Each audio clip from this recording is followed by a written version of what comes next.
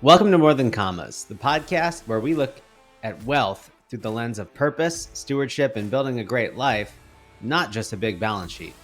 I'm Cory Shepard, and today we're asking a question that thousands of rental property owners should be asking but rarely do.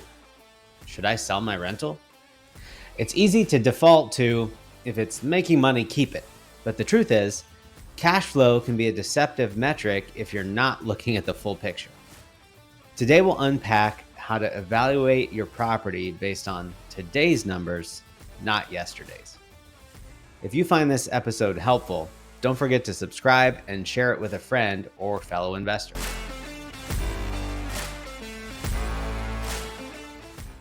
Let's walk through a familiar story.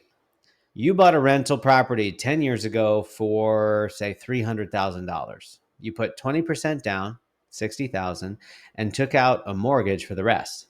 Today, that home has doubled in value and is worth $600,000.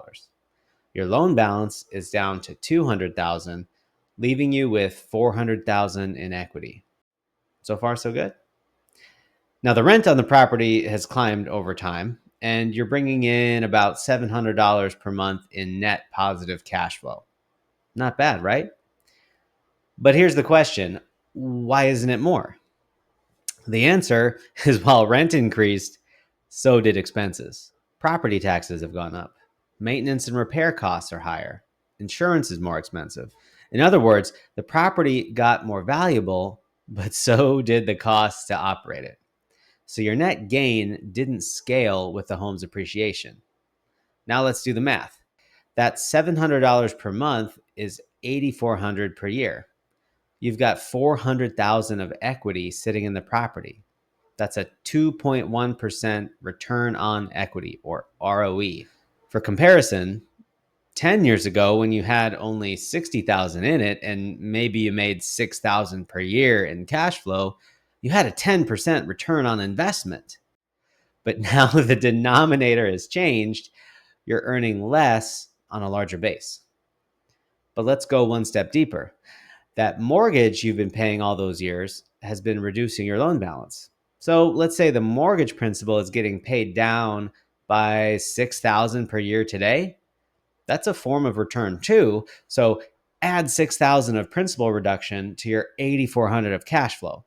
That's $14,400 of total return. Divide that by your $400,000 of equity, and now your adjusted ROE is 3.6%. Better, but maybe still not amazing. And this is why ROE matters more than ROI after that first year. In year one, they're nearly identical because your equity is your investment.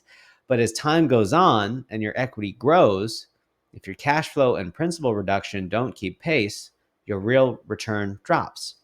That's the trap most investors fall into, thinking they're doing great based on their original down payment, when in reality, their capital could be working much harder somewhere else. So we're not saying that your property was a bad investment or has not been a great place to be. It might have been. We're only asking questions to say, is that investment continuing to be the right place for that equity, or could it be deployed more effectively somewhere else? This episode of More Than Commas is brought to you by Sound Financial Group, where we help families and business owners build and protect wealth through clear, long-term financial strategies. Whether it's retirement planning, investment management, or navigating your overall financial strategy, we're here to help guide you every step of the way. To learn more about how we can help you secure your financial future, visit sfgway.com. You can run retirement calculations and download content to read in your own time. So when deciding whether to sell your rental, ask yourself these 4 questions. 1, has your property appreciated significantly? If your equity has ballooned, it's time to reevaluate. You may still be earning positive cash flow, but if your equity is growing faster than your return, the asset may no longer be efficient. 2, what's the cap rate on a new property you might buy? If you're planning to sell and use the proceeds for a 1031 exchange, don't assume the numbers will just transfer over.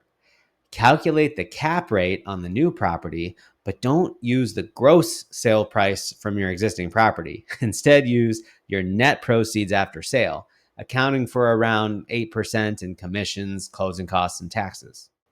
This gives you a clearer picture of the actual return you'd be getting on your redeployed capital, not just your replacement property's sticker price. 3, is real estate still aligned with your long-term strategy? Real estate takes effort. Maybe when you started, you were excited about building wealth and passive income, but now you're in a different season. Maybe you want simplicity, liquidity, less stress. Just because real estate worked before doesn't mean it's still the best choice for your future. And 4, did the property used to be your primary residence? Here's a major tax planning opportunity that often gets overlooked. If you live in the home for at least 2 of the last 5 years, you could exclude up to $250,000 in gain if you're single or $500,000 if you're married filing jointly from capital gains taxes. This is known as the IRS 2 out of 5 year rule. But the window doesn't last forever.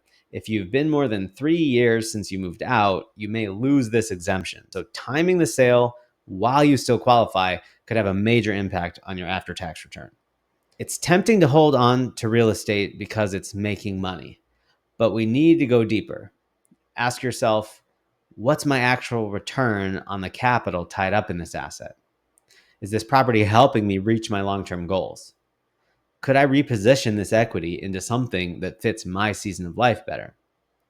Sometimes the answer is to hold, but sometimes it's time to harvest what the property has done for you and move forward.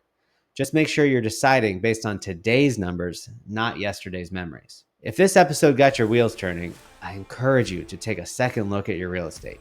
Do the math, revisit your purpose, and if you're not sure where to start, connect with someone who can walk you through the analysis clearly. Share this episode with a fellow property owner, someone who's been wondering the same thing, and make sure to subscribe so you don't miss what's coming next. And if you have any questions, would love to talk to our team, please send us a message at info@sfgway.com. That's it for this episode. Join us next time when we share how to begin investing in real estate without endangering your balance sheet and all you've worked for. That's it for now. Now get back to building a great life.